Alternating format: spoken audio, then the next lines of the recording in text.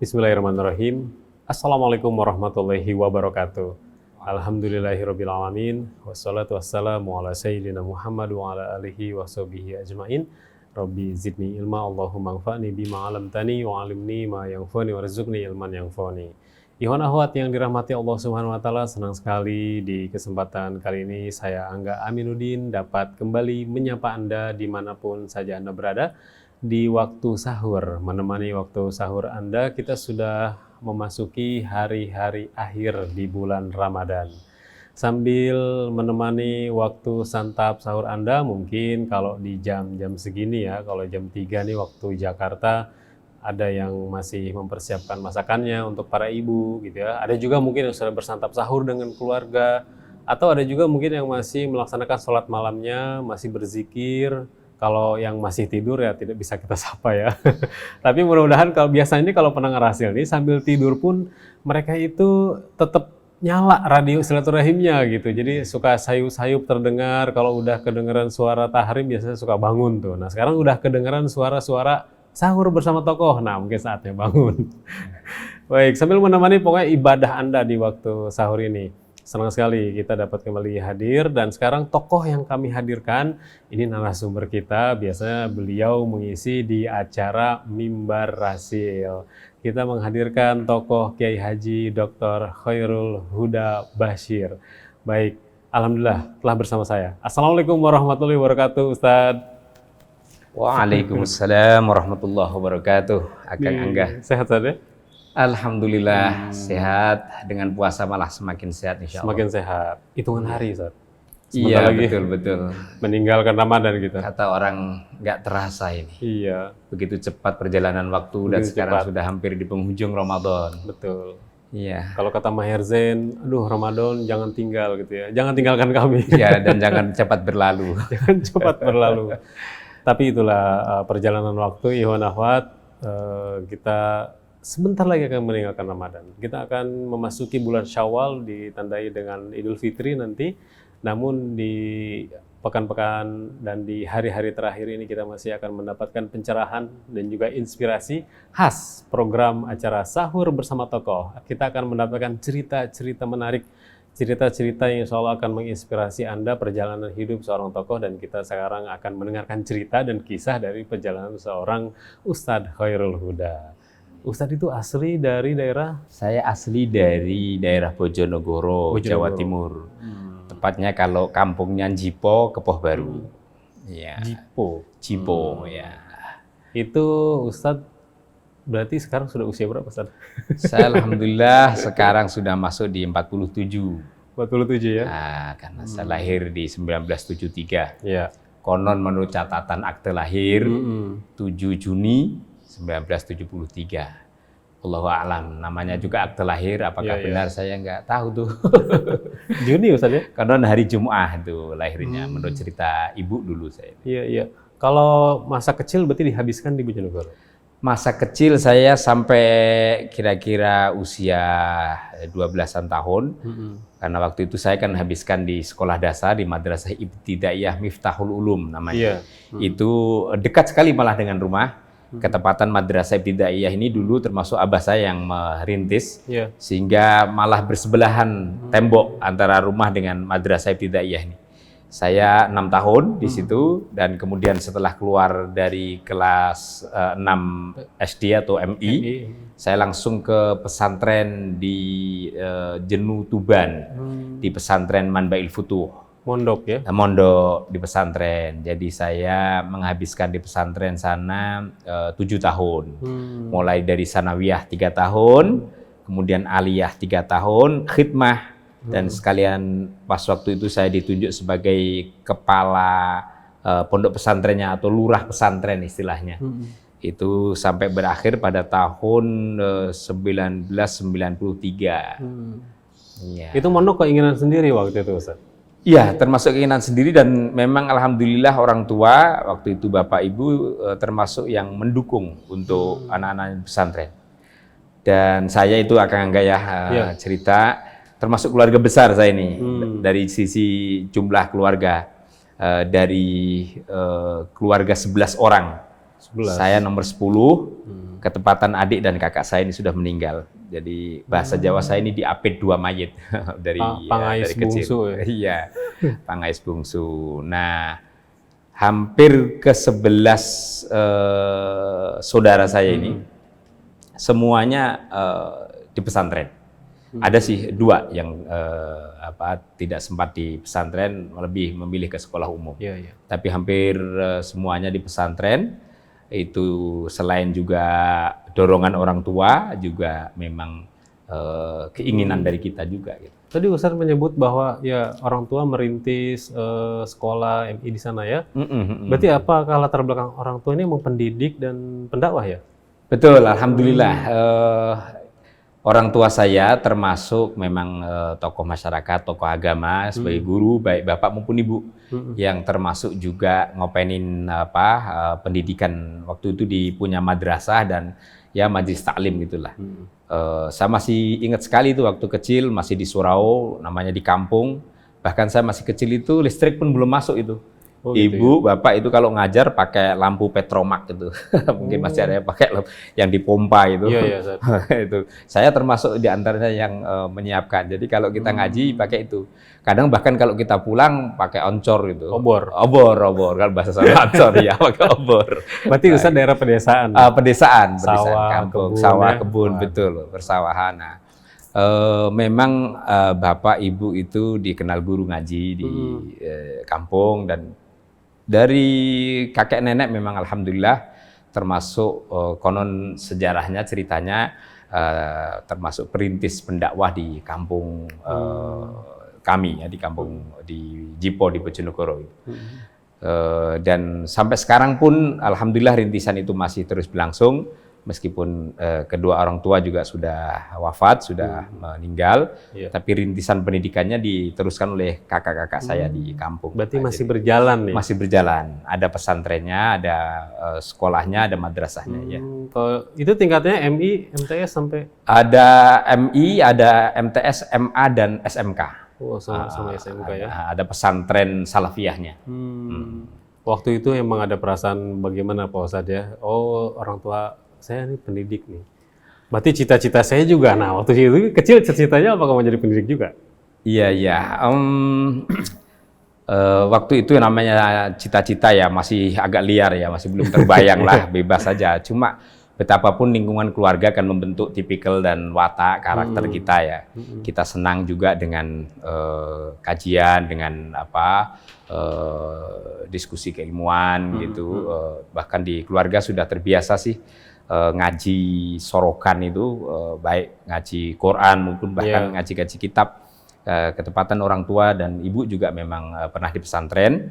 Jadi saya sendiri ngaji Qurannya dari ibu, ngaji dan dari bapak. Ada cerita lucu kalau bapak, saya sama kakak itu biasanya kalau ngaji bareng. Kakak saya itu nggak terlalu jauh beda. Memang kerap hitungan jaraknya ya. Kan 11 ya? Bersaudara, padat. Jadi saya sama kakak itu hanya berselisih 1 tahun ngajinya bareng. Dan ketepatan kakak itu secara fisik lebih kecil malah dibanding saya. Oh gitu. Dan mohon maaf ya konon kemampuannya memang hampir seimbang lah, atau bahkan kadang-kadang lebih cepat saya. Almarhum nih, sudah almarhum kakak saya persis. Kalau bapak itu agak disiplin orangnya, tegas. Atau kalau sekarang mungkin sudah masuk ranah keras ya. Kalau ngaji itu dari subuh, bis sholat subuh gitu, sampai terbit matahari. Kita ingetin sampai terbit matahari baru selesai. Nah, kalau kemudian kita suka-suka salah itu, mohon maaf itu, kadang suka diludahin itu sama bapak itu. Oh, saya masih ingat. Kalau kayak gitu kan jadi kita khawatir banget. Nah, kadang kalau nggak begitu, dia pakai ada semacam menjalin gitu. Salah ya dicepret gitu. Itu zaman dulu. Zaman saya masih ngalamin tadi. Iya, itu. Dan kakak saya itu sering malah dapat dibanding saya. Saya kadang-kadang sampai sempat nangis, ngambek, begitulah didikan orang tua kita dulu. Kita merasa ya, meskipun dengan suasana kedisiplinan, ketegasan, alhamdulillah sih menjadi sesuatu yang kemudian berbuah di belakang yang kami rasakan ya. Jadi cita-citanya apa gitu waktu kecil tuh? Dulu apa ya cita-cita saya itu? Saya tidak terlalu banyak membayangkan, yang penting saya itu terus terang dulu itu kepengen bisa banyak membantu orang, bisa bermanfaat banyak orang apapun yang saya tekuni, yang saya jalanin itu. Saya kepengen bisa menyumbangkan sesuatu kepada masyarakat kampung, mengharumkan nama keluarga, itu secara umum lah. Dan saya cita-cita sejak dulu itu diantaranya memang tidak mau berhenti atau putus studinya, putus sekolahnya. Saya sangat terobsesi, sangat terinspirasi dengan teman-teman dan orang-orang yang berhasil. Saya suka kadang baca buku-buku tokoh-tokoh gitu, yang bahkan kadang banyak mereka itu terlahir dan dibesarkan dari keluarga yang dalam segala keterbatasan. Toh mereka mampu. Itu saya banyak membaca biografi orang kayak itu dan terinspirasi. Bahkan cita-cita saya dulu itu pengen kuliah itu di luar negeri. Meskipun hampir sempat kesampaian, tapi saya nggak lanjutkan. Paling tidak saya dulu pengen cita-cita saya itu selalu harus saya bisa sekolah atau kuliah sampai terakhir. Bahkan dulu kalau saya ngobrol-ngobrol sama orang, suka semacam dicengin itu, suka sinisin disindir. Mana mungkin kita anak orang petani, orang kampung, mau sekolah sampai S2, S3 gitu. Saya sejak dulu kok rasanya punya sebuah keyakinan yang kuat. Gitu kalau saya sungguh-sungguh, kenapa orang lain berhasil, kita tidak bisa. Dan alhamdulillah, alhamdulillah ya, dengan segala dinamikanya, dengan segala tantangan dan perjuangannya, sampailah juga alhamdulillah saya selesai sekolah paling tinggi kan di program doktoral, yang bahkan juga baru saya selesaikan. Nah Ustadz, dari beberapa pendengar yang memang sempat komunikasi dengan kami gitu, ketika mendengarkan acara Sahur Bersama Tokoh tuh suka menarik ketika cerita mengenai riwayat pendidikannya. Karena kalau ibunya tuh, dek sini tuh dengerin tuh cerita sekolahnya Ustadz. Jadi kadang-kadang tuh suka memberikan inspirasi gitu saat buat mendengar tuh. Ustadz bisa cerita sih riwayat pendidikannya tuh selesai dari pondok itu gimana Ustadz? Iya. Sebenarnya banyak memang lika-likunya, panjang dan kalau mau diceritain itu saya kadang-kadang kepengen juga itu membuat semacam catatan balik kilas gitu hidup perjalanan. Ya sempat sih saya tulis dikit-dikit balada kehidupan. Kalau dari aspek pendidikan yaitu tadi di antara memang nggak tahu di antara ibu saya itu, mohon maaf menurut saya inspirasi yang luar biasa, termasuk bapak. Itu kalau mendoktrin anak-anaknya untuk sekolah dan memesantrenkan itu keras sekali. Sebab itu anak-anak saudara-saudara saya, maksud saya itu hampir semuanya di pesantren dengan segala keterbatasan ekonomi bapak ibu. Hanya seorang petani dan guru ngaji berapa sih hasilnya. Sampai dulu kakak-kakak saya tahu persis, meskipun masih kecil ya, ibu itu saking pengennya anak tetap di pesantren itu melihara ayam kampung.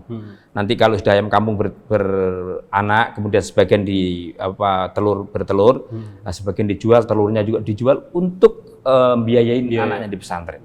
Termasuk mungkin saya, beras juga begitu. Ibu ini termasuk dulu memang orang kampung yang tidak punya sawah cukup sehingga kadang-kadang ini minta bagian, ketepatan punya saya itu ibu itu kakaknya, kalau saya Pak D manggilnya, itu punya sawah agak lumayan lebar. Itu sebagian digarap sama bapak ibu. Nah hasil garapan inilah yang kemudian diantaranya dibuat membiayai anak-anaknya. Nah, saya itu teringat persis setelah saya keluar kelas 6 Madrasah Ibtidaiyah, maka pas 7 hari ibu meninggal. Jadi pas saya keluar SD, MI, ibu meninggal, dan meninggalnya mohon maaf tepat memang tanggal 29 Ramadan. Jadi pas malam Lebaran. Di bulan Ramadan sekali, itu 86 tahun 86. Nah, pas setelah 7 harinya, saya kemudian mondoknya saya itu sebenarnya termasuk diajak agak paksa gitu, meskipun alhamdulillah dengan baik oleh keluarga dari ayah. Jadi itu bibi bude saya ketepatan di lingkungan pesantren di Jenu, di Tuban. Pesantren cukup besar, namanya Pesantren Manbail Futuh. Sampai sekarang kalau di Tuban pada tahu pesantrennya besar sekali. Nah, saya diajak untuk di pesantren ini dengan harapan supaya tidak membebani keluarga. Apalagi juga saya barusan ditinggal ibu dan dia memang berkesanggupan untuk merawat saya, menyekolahkan, memesantrenkan saya, dan saya ikut kepada bude saya ini, bude Mas Riah namanya, almarhumah, baru beberapa waktu yang lalu beliau meninggal. Dari situlah saya kemudian mesantren. Di pesantren saya ini saya masuk sanawiyah sambil ikut bude saya yang dekat dengan pesantren. Nah, itu kira-kira 2 tahun saya. Setelah 2 tahun saya kemudian pindah di pesantren langsung. Nah, sampai kemudian menyelesaikan sanawiyah 3 tahun itu, masuk lagi ke aliyah 3 tahun, dan kemudian berkhidmah. Kalau di pesantren di Jawa umumnya kalau sudah keluar aliyah biasanya ada khidmah masa 1 tahun, mengabdi. Masa pengabdian di pesantren. Itu mengajar apa aja gitu ya? Iya, mengajar apa aja. Saya masih ingat, saya alhamdulillah ya di pesantren dulu ya. Bukan intahadus bin nikmah, saya banyak prestasi-prestasi memang dari awal. Meskipun saya ini orang kampung ya, orang pedalaman, tapi kalau saya keluar itu enggak tahu. Dari dulu saya itu orangnya pede aja, itu percaya diri aja dengan apa yang saya punya, apa yang saya mampu. Meskipun bergumul dengan beberapa anak yang mungkin punya kemampuan, karena saya sejak dulu punya pikiran orang itu ya plus minus lah, ada kelebihan kekurangan masing-masing. Yang tentu bagi kita bagaimana memperkuat kelebihan dan kemudian menutup kekurangan itu. Saya dulu di pesantren misalnya sudah terbiasa dengan lomba-lomba ceramah, hadoroh kayak gitu, kemudian lomba-lomba MTQ, dan uniknya saya di pesantren itu memang, mohon maaf ya, habis ditinggal wafat ibu, memang pas perekonomian keluarga juga banyak tantangannya. Saya banyak lika-likunya ya di pesantren, sungguh banyak lika-likunya. Apalagi pas waktu itu saya sudah keluar dari bibi. Saya sempat bahkan di pesantren ini cerita pedihnya ya, tentu ada juga cerita-cerita dinamika kebahagiaannya. Hampir pakaian itu pas sekali, tidak pernah ada pakaian ganti yang berlebih. Seragam sekolah pun tidak pernah saya ganti, hampir 2 tahun itu ya itu aja. Kemudian makan pun sangat terbatas. Tidak seperti teman-teman saya, bahkan sempat itu sama sekali tidak terkirim pesangon atau bekal dari rumah, kehabisan sama sekali, lalu tidak pegang uang sama sekali, beras habis, dulu kan masak sendiri, dibekalin beras kita. Gitu ya? Waktu saya mondok masih masak dengan kompor minyak tanah itu. Namanya ngeliwet. Kompor sumbu. Iya, kompor sumbu. Itu kalau kita ngeliwet kan suka ada intipnya itu biasanya, tahu kerak-kerak. Sampai satu saat saya itu, mungkin jarang saya ceritakan ini, ya tadi kok nggak tahu, saya spontan aja nih cerita ini. Sempat saya hampir 3-4 hari itu bertahan hidup di pesantren dengan makan sisa-sisa kerak di dapur, dan banyak orang nggak tahu. Habis selesai sholat, teman-teman masih pada zikir gitu, saya zikir setengah, wirid ba'da sholat gitu, saya mengawalin supaya nggak ketahuan. Saya langsung ke dapur itu saya tutup pintunya, saya cari itu kerak-kerak yang sisa-sisa nasi teman-teman saya kumpulin, saya kasih garam. Bayangin itu sampai 3-4 hari pernah saya alami, hanya bermodal kayak begitu. Baru kemudian ada pesangon datang pun sangat terbatas. Ya itu di antara lika-liku ini. Tapi dengan kondisi sekarang Pak Ustadz, kayaknya pendidikan pesantren tuh kayak menjadi pendidikan berharga ya? Ya betul. Sekarang kalau pesantren sudah banyak berubah ya paradigmanya dan sistemnya, kurikulumnya, juga sarana prasarana sudah sangat berubah. Iya. Lalu dari pesantren itu Ustadz melanjutkan kuliah kemana Ustadz? Nah, saya habis dari pesantren itu memang sejak dulu cita-cita saya itu pengen kuliah yang tidak berbiaya atau dapat beasiswa. Karena memang nggak mungkin saya kuliah dengan biaya. Siapa yang membiayain? Orang tua sudah pasti nggak memadai. Kakak-kakak saya waktu itu masih banyak yang mondok dan sebagian juga ya masih dalam proses inilah. Menurut hemat saya, hitung-hitungan matematis lahiriah nggak memungkinkan saya itu kuliah dengan biaya yang cukup. Maka saya cari informasi sana sini, kuliah yang gratis, termasuk diantaranya ketemu di Jakarta. Itu kuliah yang dikelola, didirikan dan dikembangkan oleh Saudi Arabia, namanya LIPIA, Lembaga Ilmu Pengetahuan Islam dan Arab. Ini termasuk salah satu perguruan tinggi yang memang bebas kuliah, bahkan dikasih beasiswa, namanya mukafaah dulu dari Saudi. Saya alhamdulillah setelah dari uang situ, saku juga nggak salah kan? Ada itu namanya mukafaah itu, uang saku itu. Saya Dulu habiskan mah inceran para santri, Sat. Iya, iya. Ngalamin juga soalnya tes-tesnya. Oh iya, iya. Saya di situ panjang saya. Mulai dari Qismul I'dad kan namanya, ada persiapan 2 tahun untuk mengasah bahasa kita supaya lebih lancar. Ditambah lagi Qismul Takmili dari penyempurnaan dulu. 1 tahun itu melalui tes, diseleksi. Ketat itu seleksinya. Dari takmili baru ke syariah. Nah, ini syariahnya ini baru jamiah yang kemudian alhamdulillah lulus dapat LC itu. Jadi 7 tahun saya itu di LIPIA. Tapi alhamdulillah 7 tahun itu sama sekali kemudian tidak membebani keluarga, tidak juga membayar, sesuai dengan apa yang saya pinta dari Yang Maha Kuasa, apa yang menjadi cita-cita saya. Meskipun liku-likunya panjang ya, panjang perjalanan saya menuju Jakarta itu kalau diceritain mungkin kayak dibuat sinetron itu boleh juga itu kayaknya. Karena sedikit aja saya buka ini Akang. Waktu saya habis khidmah 1 tahun itu, pengennya saya ke Jakarta itu hanya modal nekat dan kesungguhan saja. Keberanian yang mungkin kebablasan buat saya. Itu kan mohon maaf ini. Nekat itu modal nekat betul. Bagaimana nggak nekat? Saya itu nggak pernah keluar banyak ke pesantren. Paling cuman di lingkungan Tuban situ aja. Jangankan ke Jakarta, Semarang saja nggak pernah saya. Kemudian berani-beraninya ke Jakarta sendiri lagi. Dan bayangkan waktu itu mohon maaf ya. Nggak ada kontak siapa-siapa di Jakarta? Ada kontak temen di Jakarta. Tapi dilalahnya ini saya ambil cuplikan cerita ringkas saja. Itu ngasih alamat ke saya, alamatnya general gitu aja. Tidak rinci, ada RT RW-nya. Pikiran saya nanti nanya orang tahu, dan sudah banyak konon teman saya ini memang orang yang ngajar juga, punya majelis taklim gitu di Jakarta, dan dia pegawai di pabrik. Saya pikir juga banyak yang kenal gitu. Nah, saya berangkat dari Tuban ke Jakarta itu ngadu nasib, nekat itu kan, saking pengennya saya bisa kuliah di LIPIA yang bebas biaya itu. Sampai saya itu berpikir panjang gimana caranya bisa ke Jakarta tapi gratis, tidak mengeluarkan biaya, supaya uang saya ini hemat dan saya pakai nanti di Jakarta saja.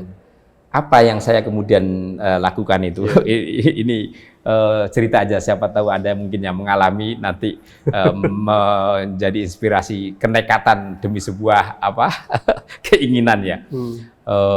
Saya di Tuban itu biasa ada truk ngangkut mangga. Namanya mangga arumanis kalau di sini itu. Memang di Tuban banyak mangga-mangga itu bagus, gitu. Arumanis. Namanya di sana mangga gadung. Di sini mangga arumanis. Itu diambil dari Tuban, pulang pergi gitu.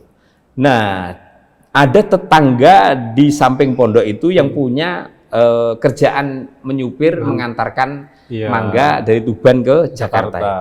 Maka saya kemudian berkenalan dan minta tolong dia supaya saya ikut truknya itu. Nebeng, dan alhamdulillah nebeng, diperbolehkan. Jadi saya itu naiknya truk dari Tuban ke Jakarta di tempat supir itu loh. Kan kalau di truk besar itu suka ada di belakang supir di belakang itu, jok di belakang jok ada kosong, ada tempat istirahatnya supir. Saya di situ tuh naiknya. Ya Allah, ya ringkas cerita, saya kemudian sampailah di Jakarta, tapi waktu itu diturunkannya bukan di Jakarta, di Cikampek. Waduh, jauh, pasti jauh. Itu. Saya nggak paham. Dia enak saja ngomongnya, mungkin karena sudah terbiasa. Nanti Huda waktu itu manggil, sampean Kang, panggilannya santri, udah tinggal naik bus dari Cikampek nanti turun Pulau Gadung. Pulau Gadung itu nanti ada kendaraan kota, angkot yang mengarahkan ke Cakung. Ketepatan yang saya mau tuju itu di Cakung. Ini namanya teman saya, Pak Ustadz Ahmad Soleh itu, yang sampai sekarang masih hidup dia. Mungkin mendengarkan dan melihat ini. Nah, cerita sedikitnya lagi, sampai dari Cikampek itu kan saya itu bawa kitab-kitab pesantren 1 dus. Bawa kitab lagi? Bawa kitab. Saya itu karena pengennya saya itu kan mondok, kayak mondok aja di kuliah. Terus bawa tas ransel, tepatan dapat dari ponakan saya itu. Ransel yang dulu dapat bapaknya hajian. Saya dikasihin ke saya. Nah, saya bawa itu ke Jakarta. Nah, cerita berikutnya itu Akang Angga, Masya Allah, ini benar-benar keajaiban. Saya ingin menyatakan, siapapun yang saya kira berniat baik dan punya kemauan, itu memang belum tentu selalu mulus. Tapi memang kadang-kadang Allah menguji sejauh mana kesungguhan dan kesabarannya. Saya alamin betul. Jadi saya nyampe di Cikampek itu kira-kira jam 5 atau jam setengah 6 lah, habis subuh. Terus kemudian dibantu oleh supir yang tetangga pondok tadi, naik bus sampai turun di Pulau Gadung. Nah, ternyata saya dikasih info oleh orang di dalam bis. Kalau di Cakung, nggak usah turun Pulau Gadung, nanti balik. Apa, Dek, katanya. Mending turun saja di Cakungnya. Nah, nanti gampang, tanya aja ini alamatnya. Betul lah, saya ngikutin arahannya orang yang di dalam bis ini. Mungkin ngelihat saya kok tengok kok model mukanya wong desa, wong kampung ini. Kelihatan lah, kelihatan yang katro tuh kayaknya.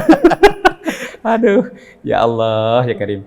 Betul, saya itu turun di Cakung, kira-kira nyampe itu sekitar jam 7 atau setengah 8-an lah. Jam 8, masih ingat sekali dalam memori saya.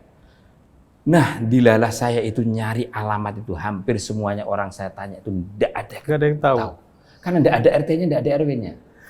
Karena memang sebenarnya harusnya bukan Cakung. Cakung itu kan kecamatan kan? Iya, luas. Itu mestinya di kampung yang namanya Ujung Menteng Dalam. Nah, Ujung Menteng Dalam ada sampai sekarang itu.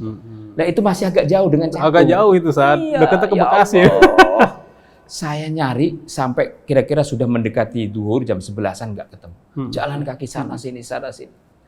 Saya bayangkan dengan diri sendiri, nggak ada lagi yang dituju kecuali itu. Lalu kemudian alamat nggak ada yang tahu. Kemudian tidak ada lagi tempat kita berkomunikasi, bersandar, nggak ada, jangan lagi. Itu tahun berapa, Seth?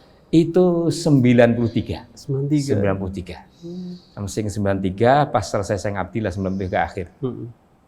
Nah, bayangin saya itu kan namanya di Cakung kan cerita orang, dan di televisi kan Jakarta itu kota metropolitan ya. Dengan gedung pencakar langit yang megah macam-macam. Bayangan saya, kok Jakarta begini? Kalau Cakung belum, San. Ya Cakung zaman dulu. Zaman dulu. Masih banyak di samping-sampingnya empang, belum Ujung Menteng dekat sawah, dekat kali gitu. Saya waktu itu pakai sandal, belum pakai sepatu. Nah, sampai diunjukkan orang, ini mungkin di sebelah sana nih kayaknya nih alamatnya. Saya ikutin. Itu nyabrang untuk melintas sawah-sawah. Pas saya nyabrang melintas sawah itu, sandal saya sampai copot, lepas. Masih banyak rawa itu. Ya Allah, masih banyak rawa, betul. Lepas saya itu. Sandal saya satunya. Ya Allah, ya Karim. Akhirnya saya bawa itu sandal satu-satunya. Dan ternyata di musola itu sudah sore. Sudah sore. Menjelang maghrib. Itu banyak orang lihat saya. Itu ada orang, anak kecil gitu kan. Anak kecil yang bawa kerdus, bawa atas. Kemudian nyari alamat sana sini.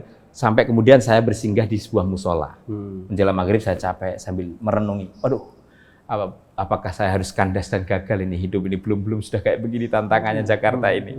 Adakah saya harus pulang, dan pulangnya bagaimana?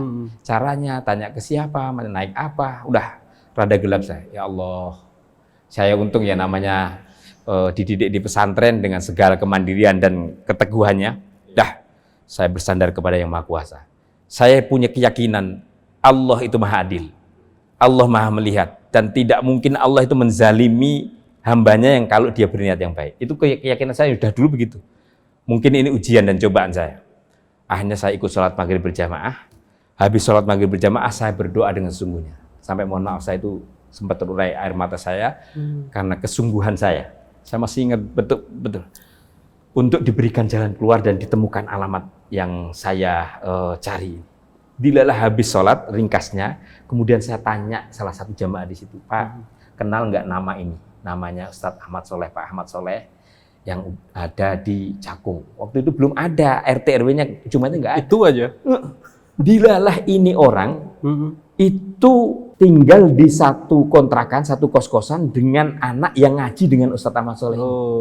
Wah, ini kalau nggak salah Pak, namanya ini kan waktu itu saya diceritain dia karyawan pabrik, pabriknya ini gitu ya. Kemudian oh nyambung bener kayaknya nih Pak, kayaknya ini adik apa Mas gitu. Oh apa? Coba saya tanyakan ke teman saya. Betul ditanyakan ke teman dia yang satu kos-kosan yang dekat musola itu. Lalu ternyata pas kemudian ke musola teman saya, dia kok menduga oh iya nih kayaknya. Terus tanya saya kan, ini guru saya ini Tata Mas saya dari Poh Baru Pak, Bojonegoro atau Borno berdekatan dengan Poh Baru. Oh iya bener sama saya. Akhirnya Masya Allah, disitulah kuasa Tuhan. Disitulah kuasa. Kemudian saya diantar oleh anak yang ngaji di teman saya ini ke rumah yang saya tuju itu. Tanpa itu ya rasanya mustahil untuk itu masuk ke dalam sekali kok rumahnya itu cuma rumah kontrakan lagi teman orang hampir nggak ada yang tahu. Aduh. Jadi di situ saya kemudian mendengar dan meyakini betapa Allah itu memang kadang-kadang menguji hambanya dengan segala keteguhannya kayak apa. Bertahannya dan bersamaan dengan kesabaran itu insya Allah kalau kita benar-benar memasrahkan diri ada pertolongan. Itu tanpa telepon ya? Ya, enggak ada telepon, enggak ada apa. Akhirnya saya kemudian tinggal di rumah itu sampai kemudian daftar di perguruan tinggi Libya. Libya, maksudnya subhanallah itu ternyata. Itu liku-liku yang agak lumayan itu tadi. Cerita Libyanya juga udah luar biasa gitu. Akhirnya dari Libya Ustadz melanjutkan ke dari Libya. Alhamdulillah lancar itu di Libya sampai selesai syariah, keluar tahun 2000 saya, awal 2000 dapat gelar LC, kemudian 2001 saya ditawarin masuk PNS di Kementerian Agama. Jadi akhir 2001 itu saya alhamdulillah lolos menjadi CPNS dan definitif 2002 menjadi PNS di Kementerian Agama.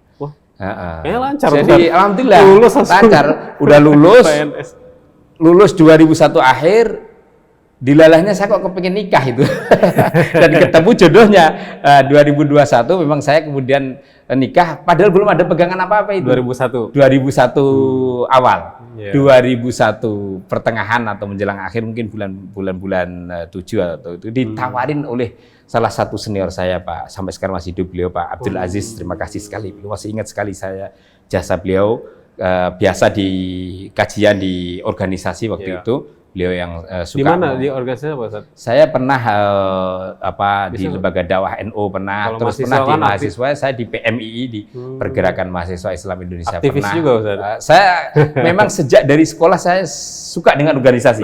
Saya itu di sekolah ketua OSIS. Kemudian di pondok saya lurahnya pondok. Kemudian saya pernah juga di PMI di LDK di Libya juga pernah. Akhirnya dapat jodoh orang mana Ustaz? Dilalahnya itu sebenarnya dia kalau ditelusur ini singkatnya cerita tadi, istri saya itu orang tuanya asli dari Pekalongan, tapi sudah tinggal dan menetap di Jakarta, jadi ketemunya di Jakarta. Dia ketepatan dulu pernah di pesantren juga di Jombang di Bahrul Ulum, kemudian ya namanya proses perkenalan ada saja wasilahnya, dan dilalahnya saya memang sudah berniat juga sih supaya nggak terlalu tua-tua. Usia waktu itu sekitar 27 ingat saya, 27 tahun ya. Nikahlah saya, dilalah habis nikah 3 bulan setelahnya itu tawaran kerjaan itu. Makanya saya yakin juga itu dengan nikah menjadi pintu rezeki itu. Tanpa susah-susah jadi PNS saya itu. Langsung saya diminta ijazahnya, diminta akte dan biografinya, lamarannya, dan ketemu sama Pak Aziz ini waktu itu beliau sebagai direktur di Direktorat Pondok Pesantren di Kementerian Agama. Diambillah berkas saya dan diserahkan kepada stafnya untuk diurus. Tahu-tahu saya dapat panggilan untuk ujian, habis ujian lulus, maka 2002 saya mulai bekerja. Mulai aktif di Kemenag ya? Iya. Dan kemudian lanjut pada tahun 2004 atau 2005 gitu, karena saya lulus 2007 ya, itu saya melanjutkan S2 di UI. Nah, di Universitas Indonesia, di kajian Timur Tengah. Waktu itu saya ngambil psikologi Islam di UI. Selesai 2007, karena sambil kerja saya tidak bisa menyelesaikan, sebenarnya harus 2 tahun, saya sampai kemudian 3,5 tahun baru selesai. Baru kemudian saya selesai S2, saya concern dulu di tugas-tugas pekerjaan, dan akhirnya tahun 2012 2012 atau 2013 saya baru melanjutkan lagi studi S3 saya di UIN, Universitas Islam Negeri Syarif Hidayatullah Jakarta. Untuk ambil S3 saya di bidang konsentrasi ilmu dakwah dan komunikasi. Nah, memang saya termasuk orang yang agak suka menggeluti dunia dakwah sebenarnya dari dulu. Dan agak ini panjang kuliah saya itu karena saya bersamaan dengan kerja ya, sama dengan kerjaan. Dilalahnya saya 2013 masuk, kemudian akhir 2014 atau tepatnya mungkin mengawali 2015 itu saya diangkat jabatan sebagai Kabakti pimpinan yang sebagai sekretaris menteri. Waktu itu menterinya Pak Lukman Hakim Saifuddin. Sampai kemudian satu periode beliau mengantarkan 5 tahun dan kemudian meneruskan masih jadi sekretaris. Periode menteri berikutnya Pak Jenderal Fakhrul Razi. Saya jadi sekretaris beliau 1 tahun. Nah, di sela-sela saya jadi sekretaris itu saya mengikuti dan menyelesaikan studi saya. Maka sempat terbengkelai lama dalam penyelesaian penulisan disertasi saya. Bertahun-tahun itu. Sampai kemudian 6,5 tahun, hampir 7 tahun. Selesai kemarin, saya di akhir 20, tepatnya Oktober kemarin, saya dipindah tugaskan saat ini sebagai Kabak kerjasama luar negeri, dan akhirnya kesempatan saya untuk menyelesaikan disertasi yang sebenarnya sudah lama saya tulis, saya gelutin, cuma belum mendapatkan finishing yang serius. Maka 3-4 bulan lah saya bergelut itu, dan alhamdulillah saya selesaikan baru di bulan Februari kemarin, 2021, tepatnya tanggal 9 Februari saya alhamdulillah melakukan ujian promosi doktor dan dinyatakan lulus dengan sangat memuaskan. IP saya alhamdulillah 3,74. Luar biasa. Alhamdulillah. Berarti waktu pas lagi merenung sendal putus tuh nggak kebayang. Iya. Nggak kebayang.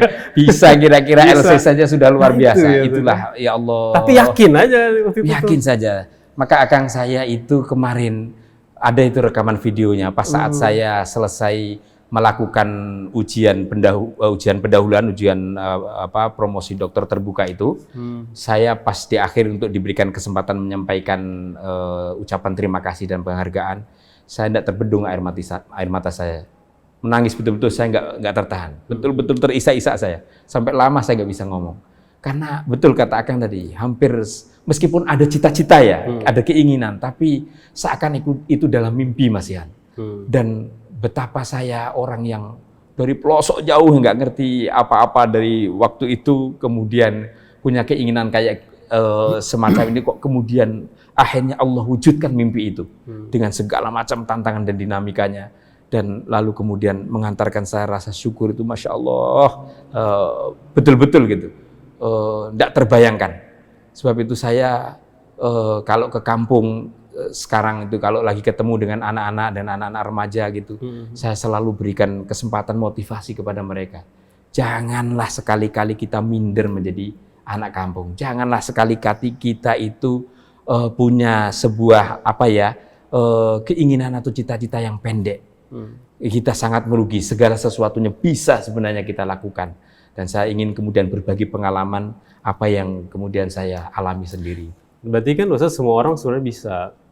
Walaupun faktor luar pasti di masa itu juga Ustadz lingkungan apa itu juga banyak tantangannya. Sekarang pun begitu, generasi sekarang lingkungan kondisi pasti banyak tantangannya. Tapi apapun bisa dilakukan kan? Persis. Saya itu nggak tahu ya, memang sejak dulu itu orang yang alhamdulillah punya banyak optimisme dalam hidup itu dengan segala keterbatasannya. Maka saya ingin kepada siapapun ya, sikap optimisme itu yang harus kita selalu pelihara dan kembangkan. Itulah yang insya Allah akan mengantarkan pola pikir kita, pola tindak kita, dan menuju sebuah apa yang kita inginkan. Nih Ustadz ngobrol terus ya, tadi nggak kerasa ya. Iya. Udah mau hampir 1 jam. Masya Allah. Jadi itulah ya yang kemudian sejak dulu, kalau ini saya masih ingat, ibu saya juga pernah nyaranin, udahlah kalau namanya pesantren, kalau sungguh-sungguh pasti nanti ada jalannya. Biaya bisa diatur, yang penting taat sama kiai, yang penting senang sama ilmu, insya Allah nanti ada jalannya. Saya masih teringat dulu ayat yang suka diajarkan sama almarhumah ibunda saya. Iya, iya. Beliau menyatakan ini ayat yang diajarkan dan itu juga yang menginspirasi sampai sekarang saya itu. Beliau katakan a'udzubillahi minasyaitonirrajim walladzina jahadu fina lanahdiyannahum subulana. Orang-orang yang benar-benar bersungguh-sungguh bersikeras di jalan kebaikan, di jalan Allah, pasti dan niscaya Allah akan berikan jalannya. Dan itu yang selalu saya pegangin. Toh kenyataannya jangankan orang yang berniat baik untuk menempuh sesuatu yang baik, yang kadang-kadang tidak baik saja kesampaian kok, apalagi yang baik. Dan Allah Maha Rahman, Allah Maha Rahim, Allah Maha Adil, pasti hanya kadang-kadang butuh proses saja, butuh nyali dan butuh ketelatenan yang kita harus lakukan. Itu ya, baik. Ini kita di akhir-akhir waktu nih Pak Ustadz ya. Baik.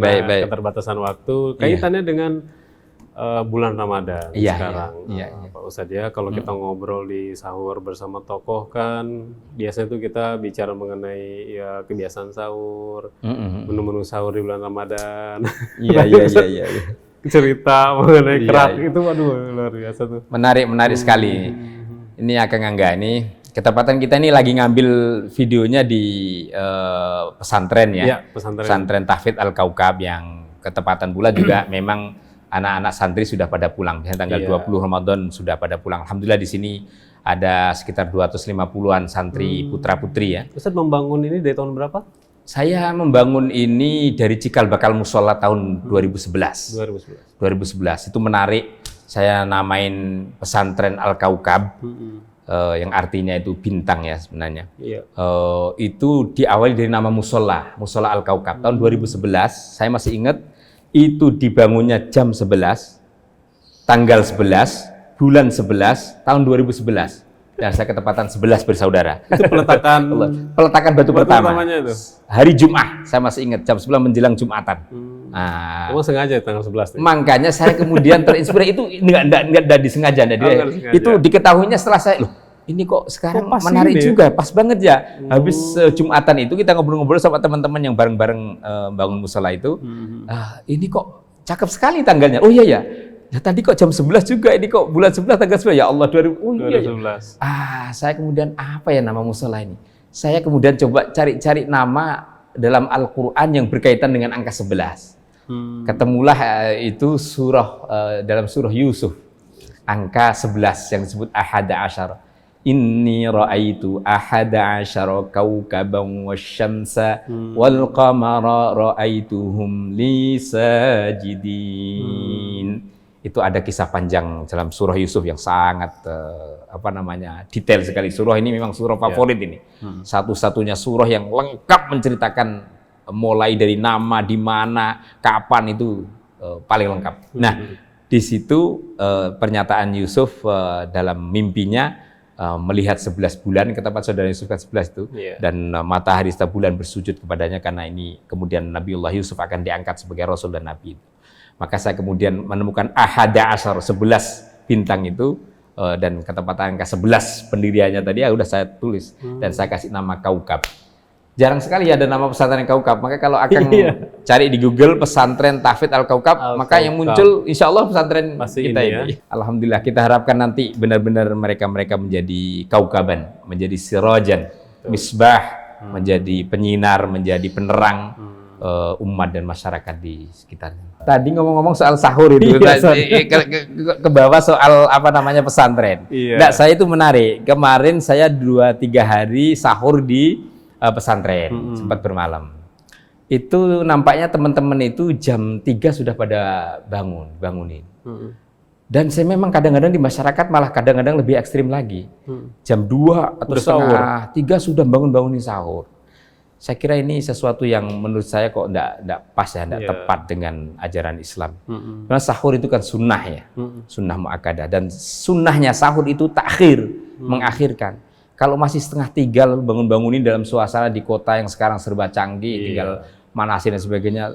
Terus mohon maaf ini juga mungkin menginspirasi, tolong kalau bangunin sahur itu saya kira ya dengan tata krama yang baik lah. Iya. Islam kan mengajarkan akhlak. Dan ketepatan di pesantren di awal kemarin dipraktekkan dengan cara yang tidak bagus juga, maka saya kemudian saya rubah. Saya sendiri juga baru tahu namanya anak-anak ya. Iya. Dan itu di lingkungan kita suka ada sahur nggak gitu. Kayak ganggu banget. Iya. Dan itu kok saya yakinin tidak mencerminkan sama sekali dengan syariat Islam, dengan akhlak Islam. Harus ada adabnya ya. Enggak ada adab Islamnya ya. Tentu kita bisa rubahlah dengan baik. Soal kenangan sahur itu saya kira memang luar biasa, apalagi masa-masa kecil. Dengan lika-likunya lah macam-macam. Tapi betapapun sahur ini Bapak Ibu sekalian memang sunnahnya puasa, dan takhir sahur ya sebaiknya kalau menurut saya ya sahur itu kira-kira 3:30 jam 4 lah. Cukup kan, jadi jam 4 sahur, 1/4 kita kemudian mandi, beres-beres, rapi-rapi, menyiapkan diri ke masjid musola jamaah subuh. Jadi 30 menit sebelum subuh lah ya. Dan tidak perlu bangunin sampai jam 3 dibangunin. Orang kita sekarang semuanya sudah siap saji. Kalau toh membangunin ya mungkin sekiranya jam 3:30 sedang lah. Bangunin Bapak Ibu yang belum sahur. Sebenarnya kan mereka sekarang juga sudah tidak perlu kayak gitu, udah ada alarm. Kalau saya dibanguninnya pakai azan awal. Bolehlah itu. Jadi kalau udah azan awal tapi kadang-kadang kalau semacam ini tradisinya tidak sama, bisa ngecoh orang juga itu. Disangkanya azan subuh, azan fajar. Iya. Baik, Ustadz, udah luar biasa nih ceritanya, mudah-mudahan menginspirasi. Kita sudah dibatasi oleh waktu. Sebagai penutup, Pak Ustadz, singkat nasihat di pekan akhir Ramadan menjelang Idul Fitri apa, Pak Ustadz, singkat? Menjelang Idul Fitri ya, baik Bapak Ibu sekalian, saya kira penghujung Ramadan yang masih ada sisa 2-3 hari ke depan ini tentu kita manfaatkan seoptimal mungkin. Siapa tahu di akhir amal kita ini Allah justru memberikan rahmah dan keberkahannya, maghfirahnya kepada kita. Dengan Lailatul Qadar yang kita dapati, tentu rahmat Allah tidak akan pernah putus, sebagaimana kita diminta untuk tidak pernah berputus asa akan karunia, maghfirah dan keberkahan Allah. Kita coba bayangkan, tentu tidak ada yang menggaransi, tidak ada yang bisa menjamin kita akan bisa menemui Ramadan yang akan datang. Banyak saudara-saudara kita, orang-orang di sekeliling kita, mohon maaf lagi apalagi dalam suasana pandemi COVID ini, dengan pinta dan doa kita semoga Allah tetap memberikan perlindungan, keselamatan dan kesehatannya. Tetapi betapapun kita oleh para ulama diajarkan supaya Ramadan ini khusyuk, supaya Ramadan ini benar-benar menyentuh dan memberikan penghayatan yang optimal kepada kita, maka anggaplah Ramadan yang kita dapati ini adalah Ramadan yang terakhir untuk kita. Karena memang tidak ada jaminan kita mendapati Ramadan yang akan datang. Tidak ada pula jaminan dan garansi dari siapapun untuk mendapati Lailatul Qadar yang akan datang. Sebab itu semampang kita masih diberikan kesempatan oleh Allah, diberikan izin oleh Allah mendapati Ramadan ini sebagaimana doa kita dari sejak bulan Rajab, maka saat yang Allah kabulkan ijabah ini, mari kita optimalkan. Ya bolehlah sesekali kita disibukkan dengan persiapan Idul Fitri dan sebagainya, tetapi jangan lalu itu kemudian menjadi bagian utamanya, lalu kemudian tugas-tugas Ramadan malah terabaikan. Mari sisakan waktu-waktu di malam hari kita qiyamul lail, kita beriktikaf, kita tadarrus Al-Quran, dan jangan lupa juga berderma, bersedekah kepada sesama sebagai spirit Ramadan dan zakat kita dan seterusnya. Dan di akhir saya ingin juga memberikan semacam motivasi kepada siapapun bahwa kehidupan ini memang penuh dengan dinamika dan kita pasti mengikuti itu.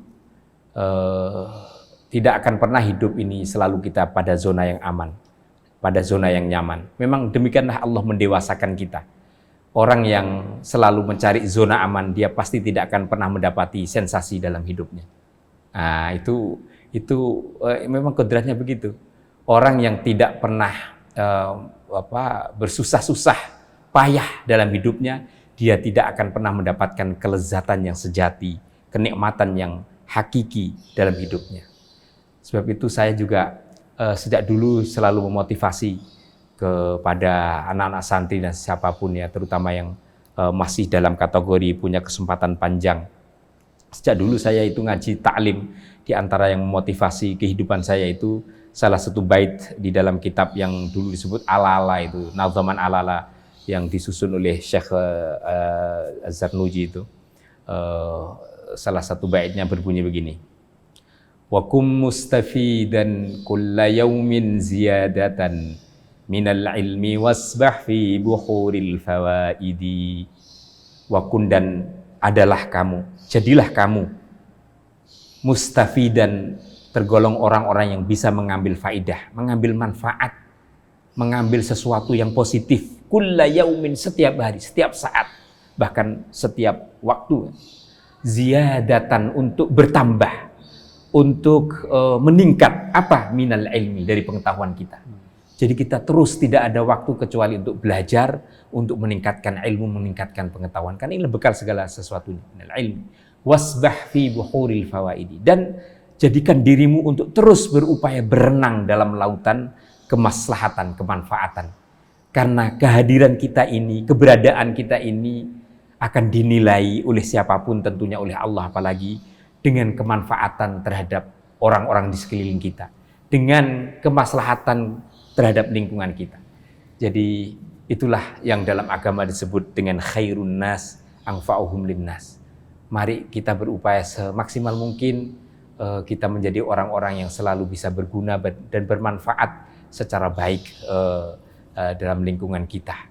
Dan inilah yang selalu memang menjadi motivasi dan menginspirasi saya sendiri untuk berupaya terus termasuk dalam hal mengelola dan berkhidmah di pesantren Tahfidz Al-Kaukab ini, dengan tentunya mohon doa dari semua para pendengar, para pemirsa Radio Rasil, kiranya lembaga pendidikan Islam pesantren Tahfidz Al-Kaukab yang terus bergelut untuk mencintai, mempelajari, mengembangkan Al-Quran ini benar-benar diridhoi oleh Allah, dirahmati dan diberkahi oleh Allah. Amin. Seraya saya teriring ucapan penghargaan dan terima kasih yang agung kepada siapapun yang telah berkontribusi dan memberikan manfaat yang luar biasa terhadap keberadaan, pengembangan dan pembangunan pesantren Tahfidz Al-Kaukab ini. Dan saya yakin niscaya amal kita, kontribusi kita menjadi timbangan pemberat amal kebaikan di sisi Allah kelak saat kita di mahsyar, dan insya Allah kita digolongkan hamba-hamba Allah Ta'ala min ahli jannatihi. Amin ya rabbal alamin. Amin ya rabbal alamin. Luar biasa Ustaz, terima kasih banyak obrolannya di waktu sahur ini, semoga bermanfaat, semoga Ustaz selalu sehat. Alhamdulillah, terima kasih Akang Angga, insya Allah. Makasih doanya, ini sudah memang menjelang-jelang waktu subuhan juga ya.